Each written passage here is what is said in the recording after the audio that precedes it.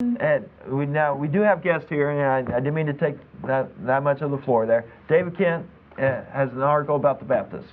Well, yes, this last week the Southern Baptist Convention had their national meeting in Salt Lake City, Utah. Interesting place to have a meeting, and they adopted, as a part of the Baptist Faith and Message document, which is their core belief statement,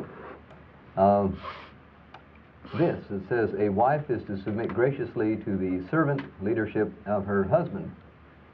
In other words, women, or wives at least, are now servants. Yeah. A wonderful word that comes out of the New Testament. That should be translated slaves, if I'm going to be literal about it. And that leads perfectly into a great book I just came across this last week, and I have been reading through. And I would like to review this book today, or mention some things in it. It's called Women Without Superstition, just published about 6 months ago by the Freedom From Religion Foundation in Madison, Wisconsin. And the editor is... Should read the title. Yeah, it's Women Without Superstition, No Gods, No Masters. The collected writings of women freethinkers of the 19th and 20th centuries, edited by Annie Laurie Gaylor, who is one of the founders of the Freedom From Religion Foundation. And it is a read and a half. I hardly know where to start in this thing. Let me mention, because once in a while we get a black member coming out to our meeting at the Atheist Community of Austin, and it was a kick to me to read about Butterfly McQueen. I don't know the name. Do you know who Butterfly is? But was she a movie star who was in Gone with the Wind? Yeah, she played Prissy Yeah. in Gone with the Wind. Now I know who you're talking about. And yeah. she starred in several TV and Broadway shows. But she was an unusual woman. She attended 5 different universities. Oh, I Took her had no idea. bachelor's in 1974, I think. She got that wonderful atheist name, Butterfly. Is that a nice name? When she was a little girl, she was in a butterfly ballet as a part of Shakespeare's Midsummer Night's Dream. And so they just stuck that name on her. And she has an excellent statement here that really sums it up as far as black people are concerned. She says, as my ancestors are free from slavery, I am free from the slavery of religion. Excellent quote. That sums that up. And then there's another one. She makes another very good point when she says, if we had put the energy on earth and on people that we put on mythology and on Jesus Christ, we wouldn't have any hunger or homelessness. Christianity and studying the Bible have sapped our minds so we don't know anything else.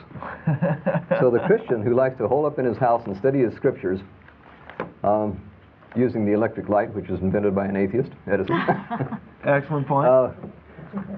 You know, well, that is an interesting point. A lot of these women demonstrate what can happen when you start using your mind and not waiting for some authority to tell you what to do or manipulate your life. Or waiting for their husband to tell them what to do. Right. Yeah, and it's really extraordinary the number of women who don't get credit for their discoveries. Did you, for example, know that the person who discovered the planet Neptune was a woman, free thinker? No. She's mentioned in here, Mary Somerville. Wonderful. That's, things like that. And who in archaeology doesn't know the names of Gertrude, Mary Leakey, Gertrude Bell, who was not content to go off and search for biblical cities. She went off and discovered the ziggurat, that temple pyramid of Tiglath-Pileser, the first 1,200 years before Christ. Or Kathleen Kenyon. She just died within the last 25 years. She's the one who discovered the oldest city on Earth that had been continuously inhabited from its beginning to the present. I think of Margaret Mead, who, the anthropologist, who took us to different cultures. Right. There are.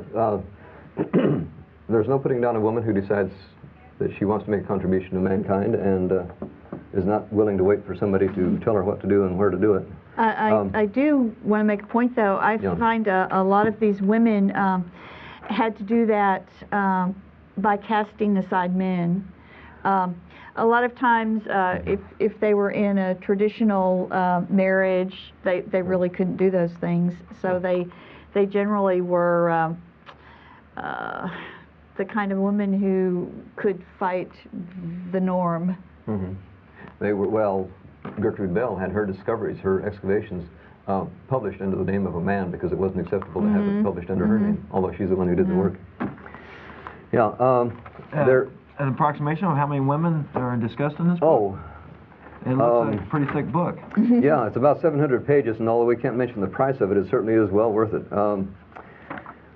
I can mention just a couple of them. Taslima Nasrin is an interesting case. Did you know that there was a woman, not only Salman Rushdie, but a woman who's had a price put on her head by the Islamic... No! Yeah. And this woman achieved that at the age of 20. For a book that she wrote or something like? Well, yes. Taslima Nasrin in Bangladesh was a physician. Her father was a physician. And when she was 9 years old, a Sufi holy man, the father was in the Sufi tradition, told him that he and his entire family would burn in hell. Well, she was 9 years old, and she heard this, and she began to, it caught her attention. So by the time she was 11 or 12, when she'd done some reading and investigation on her own, she decided that she was an atheist. She has written a wonderful book which got her condemned by the Bangladesh government in 1994. She had thousands of Muslims chanting in the street for her death. She was in fear of her life. She escaped to Sweden. She's still alive today, what, 4 years ago. Do we know how much money they put on her head? That happened. I don't have a figure in this book. I'm kind of wondering if it was as much as Salman Rushdie. But she's under condemnation. You know, she's under a death threat, an official death threat by the government as well as the Islamic religion in Bangladesh.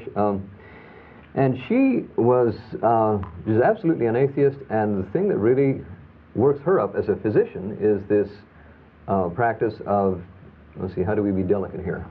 Female genital mutilation, where thousands of young Islamic girls around the world die every year because of botched operations which are intended to make them or deprive them of the possibility of enjoying sexual intercourse when they're an adult. That's what it amounts to. And that outrages her to see that done, and that got her under a penalty of death. A lot of well-known journalists, Barbara Ehrenreich, women will know that name probably, Katha Pollitt, who's a columnist in The Nation, or outspoken atheists. Sonia Johnson, all these people have written. Any woman who is a feminist knows the name of Barbara Walker. She wrote that huge encyclopedia of women's myths and secrets. She's an atheist, and she's treated in the book too. So there's a lot of good material in here. I really perked up and was thrilled a bit to see Ellen Battelle Dietrich, who is a writer who unfortunately died young, but she was a scholar in the early Christian church. And this woman tracked down the source of a story that I had heard when I was a teenager and had never read about since and never knew where it came from. And she has gone to the trouble to find it. And that's the story. I don't know if you recall that. You've read the book, Sue, from about Alison Balfour, the witch in Scotland, or the accused witch in Scotland. See if I can find that here. This comes out of a history of England that was written about 100 years ago by James Anthony Froude, F-R-O-U-D-E, and he takes this from the official records of the Scottish court in which this happened in 1593, and I would like to read just a bit of it. Sure. Towards the end of 1593, there was trouble in the family of the Earl of Orkney. This is off the coast of Scotland. His brother laid a plot to murder him and was said to have sought the help of a notorious witch called Alison Balfour. When Alison Balfour's life was looked into, no evidence could be found connecting her either with the particular offense or with witchcraft in general. They couldn't find a thing to proceed with against her, but it was enough to be accused. She swore she was innocent, but they said that only makes her more guilty. And so they, being good Christians, they really did believe, and the scriptural basis for that is in the Old Testament, Exodus 22, verse 18, where it says, and this follows immediately after the 10 suggestions, or 10 commandments. It's in the very same list of commandments there, and it says, "Thou shalt not suffer a witch to live."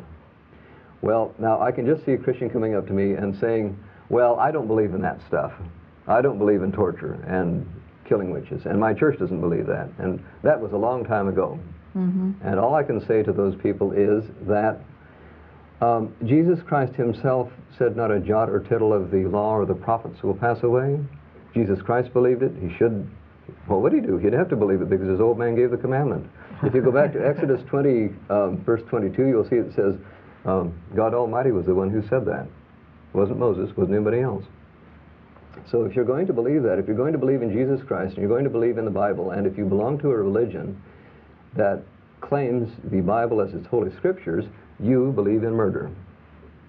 That applies to Jews, that applies to Roman Catholics, it applies to Lutherans, Presbyterians, right on down the line, Baptists, dare we say, Methodists, Mormons, anybody who claims to follow the Bible believes in murder, or to the extent that you say you don't believe in that, and you still claim those scriptures, you are to that extent a hypocrite.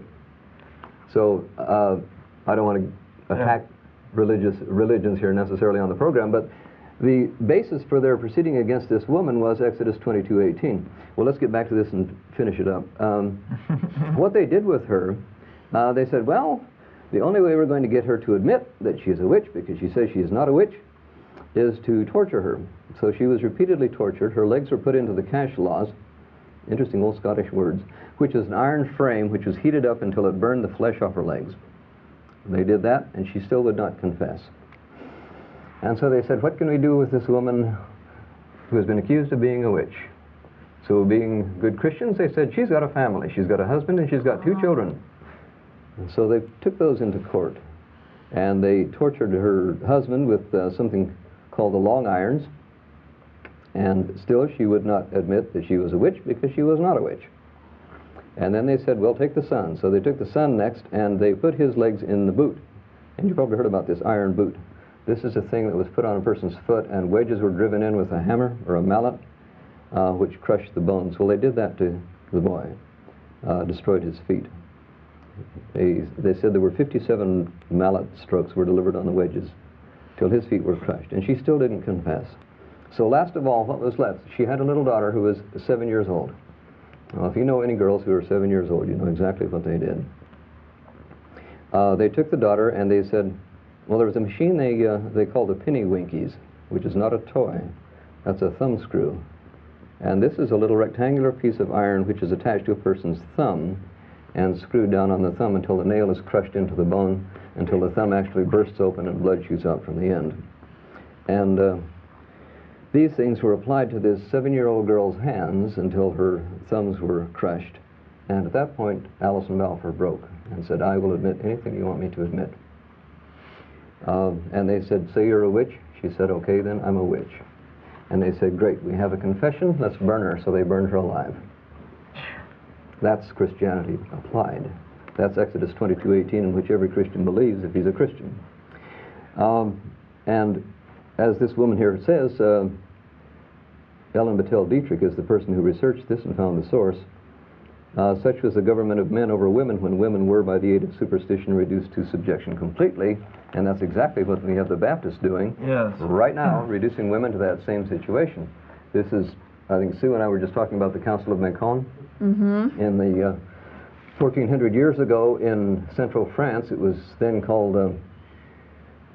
Matisco Aediorum was the Latin name of the city, but there was a council of Christians held there, and they were debating the subject of whether or not woman was a beast. And after their extended debate, they took a vote, and they voted 32 to 31 that woman was not a beast. She escaped being a beast by 1 vote. That didn't mean that she was human. They still decided that she didn't have a soul. For several centuries, she didn't have a soul, according to the Roman Catholic Church. But she was considered to be the same thing as a sheep, a cow, any piece of livestock. And that's because of the Old Testament, the original fall, the original sin, Eve tempting Adam and so on, that story. Yes. And the New Testament saying women should shut up, keep quiet. If they want to know anything, they can ask their husbands. Never speak in church, never do anything, never say anything, be a victim, be just as manipulated as their husbands were by the church. And it's precious few women who have the strength, basically, the Yeah, courage character, to yeah. speak out and make something of their lives and say, well, we want to, I want to be something more than this victim. And I think, I don't want to end on a down note, because that is a terrific down note. If you look into the history of religion, you cannot see anything good for women as far as religion is concerned. No benefit. They've been crushed generation after generation. But I do want to say this, Sure. make this point to sum this up, and that is that I think most people, when they come up to you and say, I'm a Christian, are really asking, please accept me as a decent and honorable person, a person who wants to do good things for other people and be humane. That's what they're really asking for. Just saying, I want to be a decent person, please accept me as a person who wants to conform or to fit in. They don't really realize what they represent. What they should do is to cast off that shell of Christianity that was fastened on them when they were a young child, and whether they want to call themselves humanists, atheists, agnostics, free thinkers, doesn't matter. If they don't like labels at all, that's okay. But they really should see the vicious history that's been imposed on them, and how much more good there would be in the world today if it were not for the Christian religion, Islamic religion, Jewish religion. Right. And, Thank you, David. Thank you, David. That was a wonderful book, and I definitely have I hadn't had a chance to read it yet, and I will definitely check that out.